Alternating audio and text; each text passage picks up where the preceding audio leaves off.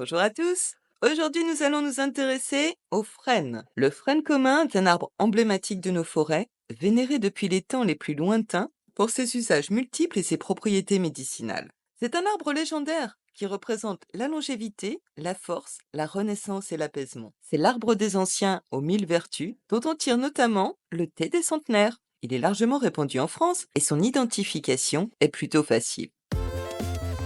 Le frêne, Fraxinus, appartient à la famille des Oléacées. Le genre Fraxinus comprend environ 60 espèces d'arbres et d'arbustes à travers le monde. En Europe, le frêne commun Fraxinus excelsior est l'une des espèces les plus répandues. Le frêne est originaire d'Eurasie et d'Amérique du Nord, mais on le trouve maintenant dans toutes les forêts tempérées de l'hémisphère nord. C'est un arbre relativement robuste qui peut cependant être sensible à l'oïdium et, depuis les années 90, à la chalarose, une maladie causée par un champignon. Le frêne est un arbre de grande taille qui peut atteindre jusqu'à 30 mètres de hauteur. Son bois est dur et il pousse rapidement. Le tronc du frêne est droit, élancé, il peut atteindre 1 mètre de diamètre. L'écorce est lisse et grisâtre, parfois parsemée de petites taches blanchâtres lorsqu'il est jeune. L'écorce devient plus rugueuse avec l'âge et présente des fissures longitudinales à mesure que l'arbre vieillit. De ce fait, l'écorce se rapproche alors un petit peu de celle du chêne, mais les crevasses sont moins profondes et plus rapprochées. Les feuilles du frêne sont opposées et composées de 7 à 15 folioles dentées, grandes, allongées, pétiolées et disposées de part et d'autre d'un axe central. Elles peuvent mesurer jusqu'à 40 centimètres de long. Elles apparaissent après les fleurs et à l'automne, elles prennent une belle teinte jaune avant de tomber précocement. Ces gros bourgeons sont très caractéristiques pour l'identification. Ils sont noirs, veloutés, disposés de manière opposée sur les rameaux et le bourgeon terminal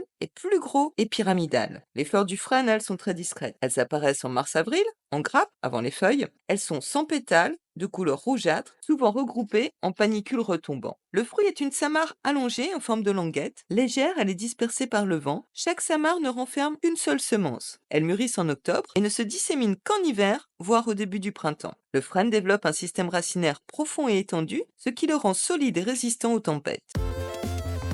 Le frêne est un arbre sacré dans de nombreuses cultures. Dioscoride, médecin grec de l'Antiquité, lui attribuait même le pouvoir de guérir les morsures de vipères. Dans la médecine populaire européenne, il était surnommé l'arbre au sans usage. On l'utilisait autant pour les vertus médicinales de ses feuilles que pour son bois robuste. Ses branches servaient aussi à conjurer le mauvais sort. Le feuillage des frênes, récolté au printemps et en été, servait de fourrage pour le bétail durant l'hiver. Outre ses bienfaits sur la santé, il est en effet très nutritif.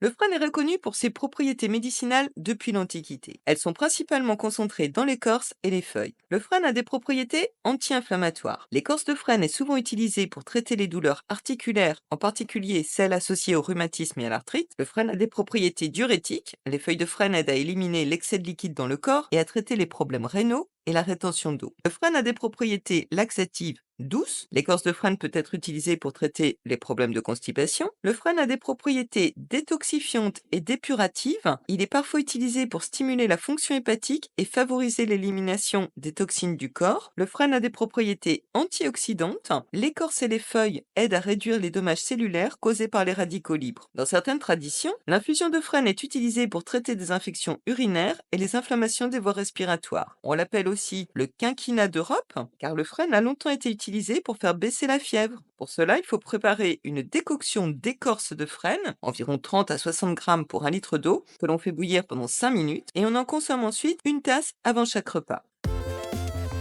Bien que peu connu comme comestible, le frêne est intéressant en cuisine sauvage. Les jeunes feuilles peuvent être ajoutées en petite quantité à des salades et des tisanes évidemment. Elles ont une valeur alimentaire intéressante et une saveur agréable. Le thé de feuilles de frêne aide à la digestion et possède des propriétés détoxifiantes. Les feuilles de frêne font partie de la composition du thé du centenaire en association avec les feuilles de cassis et les sommités fleuries de Reine des Prés. La fermentation bien conduite des feuilles dans de l'eau sucrée ou mielée donne un pétillant très connu qu'on appelle la frênette. Il en existe des centaines de recettes.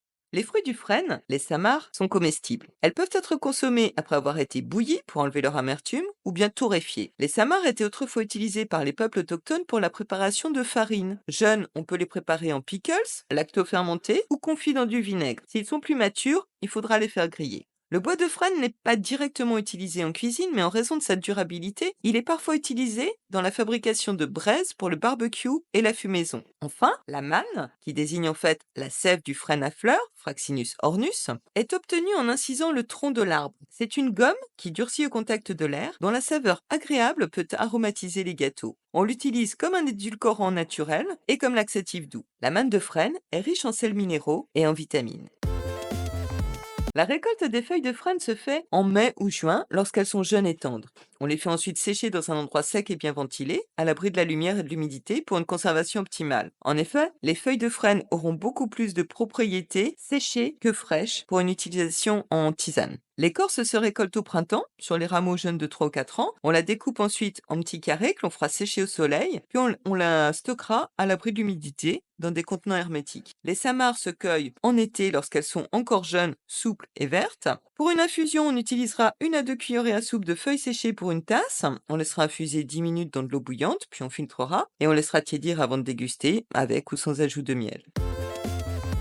Le bois de frêne est très recherché en ébénisterie du fait de sa solidité et de sa flexibilité. Il a été traditionnellement utilisé pour fabriquer des outils, des meubles et même des roues de chariot. Dans le domaine sportif, du fait justement de sa solidité et de sa capacité à résister au choc, on l'utilise pour la fabrication des pattes de baseball et des crosses de hockey sur glace. Son élasticité en fait un excellent bois pour la fabrication des arcs, et les branches de frêne peuvent aussi être utilisées pour fabriquer des paniers tressés. Le frêne fournit un excellent bois de chauffage qui brûle quasiment aussi bien vert que sec et qui fournit beaucoup de chaleur. De plus, ses cendres sont particulièrement riches en potasse, ce qui en fait un très bon engrais pour le jardin. Dans la nature, le frêne est un refuge pour de nombreuses espèces d'oiseaux et d'insectes, mais aujourd'hui, l'avenir du frêne est menacé par une maladie fongique, la chalarose, qui est causée donc par un champignon invasif venu d'Asie du Sud. La propagation de la maladie, qui est apparue dans les années 90 en Europe de l'Est, a été très rapide. C'est pourquoi maintenant, la surveillance des populations est désormais cruciale. Dans la mythologie nordique, Yggdrasil, l'arbre du monde, est souvent représenté comme un frêne. Cet arbre colossal était considéré comme le centre du monde, dont les racines s'étendaient dans les mondes souterrains et dont les branches s'étendaient dans les cieux. Il représente l'interconnexion entre le ciel, la terre et les enfers. Dans les anciennes traditions celtiques et germaniques, le frêne était également un arbre sacré et un symbole de force et de sagesse. Il était associé à la protection et à la guérison. Dans le calendrier druidique, l'arbre du frêne représente l'énergie vitale et la continuité. Il est associé au mois de mai et il symbolise l'harmonie et la force intérieure. En Norvège, on brûle du bois de frêne le soir du Nouvel An afin de vivre une année particulièrement prospère. En sylvothérapie, le frêne est associé à l'équilibre et à la régénération. Passer du temps au contact d'un frêne ou se promener dans une forêt de frêne apporterait beaucoup de bien-être. Il est souvent associé à un sentiment de tranquillité et il est réputé pour aider à rééquilibrer les émotions lorsque l'on se sent stressé ou angoissé. Enfin, des feuilles de frêne placées sous l'oreiller favoriseraient les rêves prophétiques. Bref, le frêne, l'arbre sacré des anciens, est un pilier de nos cultures et de notre histoire. Il est omniprésent dans nos paysages et ses gros bourgeons noirs au printemps permettent de l'identifier sans erreur. Ses propriétés médicinales en font un allié précieux du temps qui passe en raison de ses propriétés épuratives, détoxifiantes, antioxydantes et anti-inflammatoires. Le thé de feuilles de frêne pris chaque matin au petit déjeuner est un gage de longévité. Alors n'hésitez plus, apprenez à le connaître et à le reconnaître. À bientôt!